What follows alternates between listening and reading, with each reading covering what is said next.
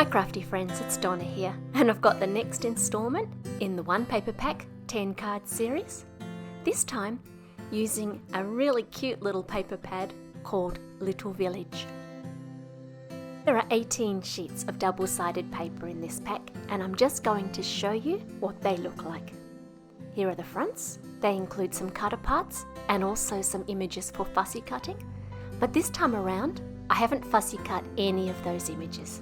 Not everybody is a fan of cutting out small things, and so I thought I'd make a card set with very minimal scissor work. Once again, I'm using Sandy Ornock's card sketches, this time sketches 21 through to 30. This first sketch calls for 6 rectangles for the back. Each of those is 1 3/4 by 1.5 inches. I'm going to use a blue-purple cardstock as well as one of the purple papers from the pack. And you can choose yourself whether you use the measurements on the sketch for the larger background or the smaller patterned paper. I alternate between both of them, it doesn't really matter. For the larger panel at the front of the card, I've chosen one of my favourite papers from the pack, which are these cute little houses. But you can see me fiddling and fussing a little bit. I'm trying to get as many full houses and as few half houses as possible. I'm going to be reaching for the Rainbow Poppies sentiments quite a lot for this set. These sentiments are new to me and I just can't get enough of them. The 3 happy birthdays on each strip all align at the bottom. The 2 on the outside, however, have a smaller font, and so once you've cut the bottom and cut them into individual happy birthdays, you can then trim a little bit extra off the happy birthday so that there's a nice even amount of paper all the way around the sentiment. I've lined everything up on my card, and then I'm just removing one little panel at a time so that everything stays lined up. You can see already that I use a real range of adhesives, and when it comes to which one to choose, generally speaking, the answer is whichever one is closest to my right hand. These papers are nice and thick, and so you can use any type of adhesive. For thinner papers, I would always use a double-sided tape. Generally speaking, I don't tend to use the smaller roll-on tapes, but because I've been moving backwards and forwards between Japan and Australia, I had to make a lot of cards all at once. I found that I was doing so much picking of background tape off my double-sided adhesive that I was getting sore fingers, and so as a stopgap measure, just so that I could get a bulk of cards done very quickly, I bought those tapes and some refills. This sentiment has a little bit of extra paper on one side at the back, and I'll talk a bit more about that in the coming cards. Our second sketch, sketch 22, also has lots of scope for a beautiful paper at the front. This time I've chosen a panel that has lots of doors. I've cut each of my panels to the sizes on the sketch, and they're all sitting there ready to go. For the sentiment, I've chosen something called Chunky Happy Birthday. It has a background die and also the words. I've cut the background from Vellum and the words from some white cardstock, which has double-sided tape on the back.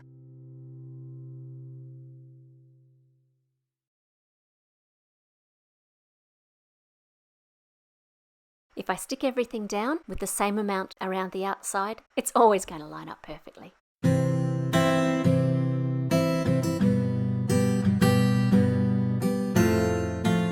On a little side note, when I was editing the footage for this video, I wiped my forehead to find the backing paper from that little dot from the eye. I'm not sure where it had been in the meantime or how it ended up on my head, but it's been following me. A quick check to make sure I've got the card the right way up. Ask me how I know that's necessary. And then we'll get on with constructing the card. The first 2 stripes go down simply, but then you'll notice as I put on my feature panel that the height is not the same on either side of it. On the left, there are 2 sheets of paper worth of height, and there's nothing yet on the right. And so all through this video, whenever this happens, we're going to be building up the side that needs extra paper by counting the number of layers on the high side and matching that with extra paper on the back. Vellum is your frenemy. It's so good because you can see through it and it doesn't disrupt the beautiful windows from behind, but it wrinkles when it gets wet and it shows glue through to the front. So I'm gluing this down with the tiniest dots of glue that I can manage, sitting behind where the letters are on the front.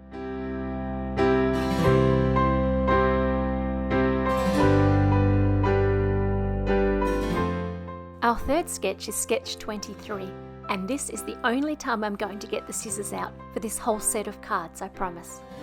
To make the border that goes along the bottom of this sketch, I've used my trimmer to cut a row of houses, and I thought it would be fun to cut a picket fence to go along the front of them. As well as that, I've got one of the tickets from the Rainbow Poppies Sentiments pack, and I'm just using my scissors to cut the corners off. If you're not a fan of fussy cutting, you could leave the corners on the ticket and just omit the fence from the card. I'm using some paper to make a little bit of height for my picket fence so that it will sit up in front of the houses. You'll notice that I'm not using foam tape for these cards, but instead making my dimension by using scrap paper. My reasons for this are twofold. Firstly, making cards like this does create strips of scrap paper, and this is a great way to use them up. Secondly, I'm trying to keep the dimension on these cards fairly narrow because I have another project planned that I was hoping I could work with just one sheet of paper. However, even with the small amount of dimension I added, I'm going to have to make some adjustments. But stay tuned for that video because I think it will turn these cards into a lovely gift.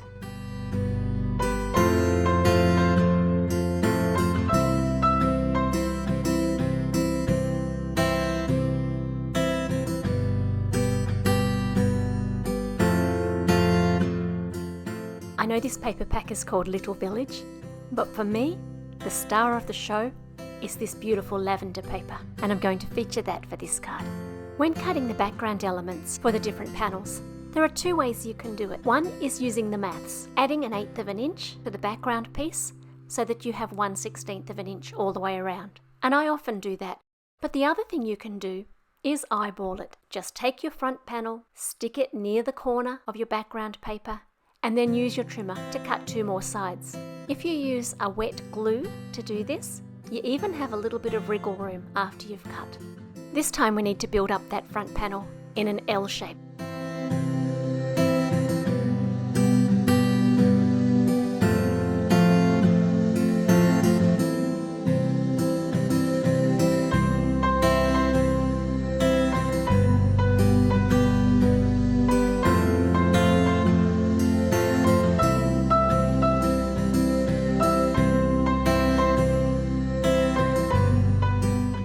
One of the papers in this pack has the most gorgeous farmhouse and apple tree scene, and I'm going to use that for our next sketch. I'm altering the sketch a little and extending the 4 rectangles so that they stretch over the whole card so that I can get as much of this scene in as possible. That's going to require some maths. I'm a centimetres girl, so I have to admit that maths in inches requires some double checking, and so you can see I did every sum twice. I can't even remember what I did, but it must have worked. Once I had the initial sizes for my rectangles, I also worked out the size for the green background papers.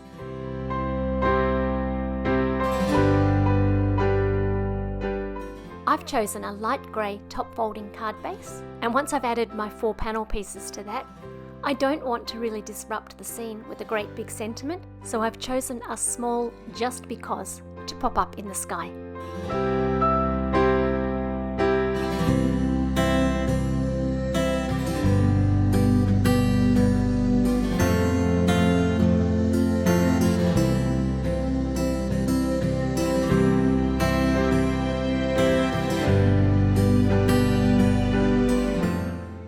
I'd show you a little bit of my thinking process for this next card. Initially, I thought I might try to use a couple of lines of images for the background stripe. I even got my scissors out, but it was just too busy, and so we lost the bottles and I've kept just the pot plants. You could easily make 2 of this card and use the bottles for the other one. Did you notice right at the beginning of the video when I was showing the papers that there were some beautiful little rectangle cutter parts? We're going to use one of those for this card. I've chosen a really deep teal as my background paper this time round. I love how changing the background paper makes the same papers look so different. And now for some teeny tiny pieces of paper to level up the edges of this border strip. The cut apart panel I chose for this card says congratulations on your new home. And this paper pack would make a beautiful set of 10 welcome to your new home cards. But they'd take a lifetime to give away. And so, because I want to give this set as a gift, I'm including lots of happy birthday cards and other cards instead. As I work through the cards in this video, I'm giving you less and less information. If you're new to card making or this type of card making, the information about what I'm doing now is towards the beginning of the video. I'm just adding the new information for each card that we add.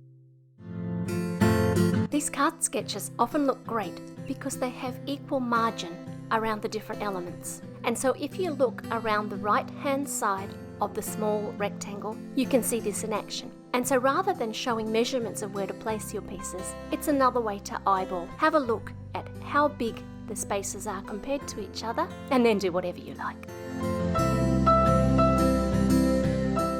The most painful thing about double-sided papers is having to hide such beauty because you want the other side. Whenever I have an element on these cards that butts up right against the edge of something else, I usually only put my background paper on the sides, but you do you, okay?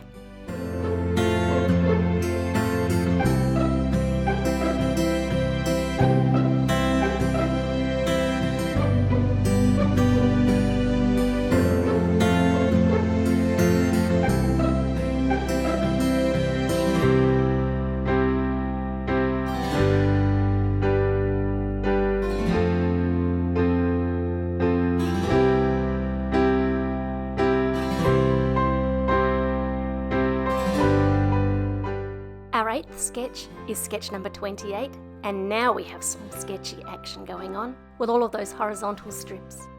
I don't have quite enough of the paper that I want to use for my background, and so I'm going to show you how to fudge it.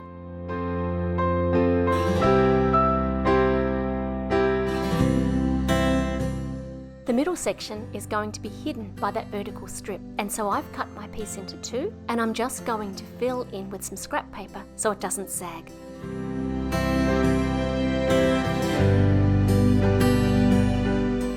Somewhere around here, my ability to measure strips deserted me, and so I've made the strips much too long, stuck them on, and then cut off the excess with scissors.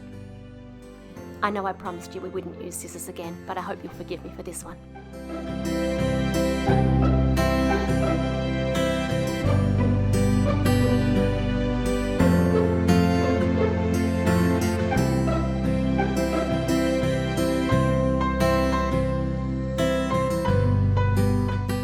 This card is now 4 layers high, and luckily I had those little bits of extra paper from when I cut my strips too long, and each of those is already 2 layers. So I'm doing some more basic maths, 2 plus 2 is 4, and propping up my corners.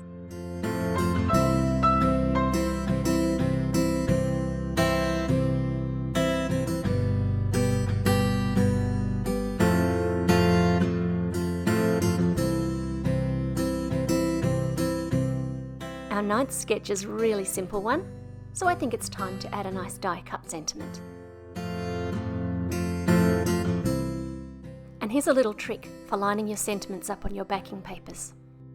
I've cut my top layer from some white card that has double-sided tape on the back, and rather than pop the paper out of the die, I'm going to just remove the release paper, and then by putting the die down nice and straight, I can just poke through the holes, and there it is, all nice and straight.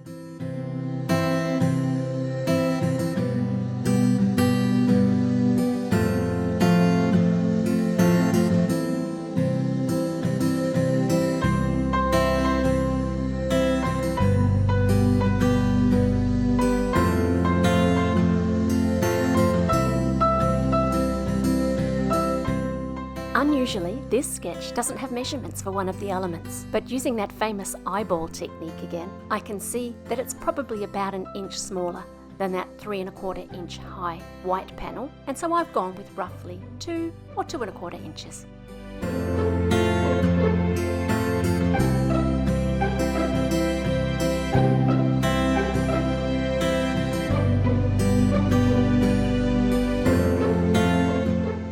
Somebody got way too excited with the glue here, so I've had to work around that as I construct this card.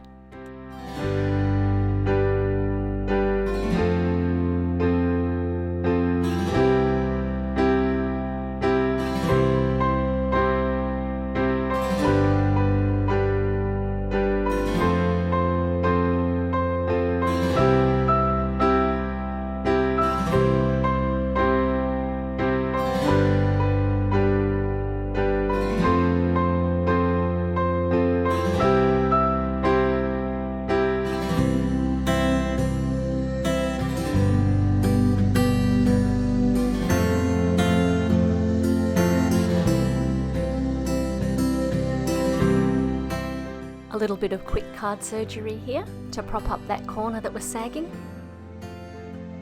Some freehand eyeballing scissor action. And this card also is done.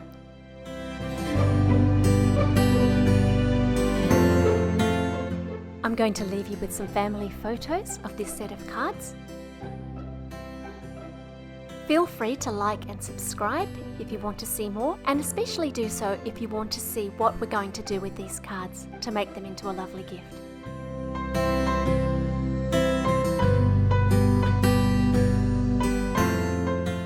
That's all for now. I'll see you again soon.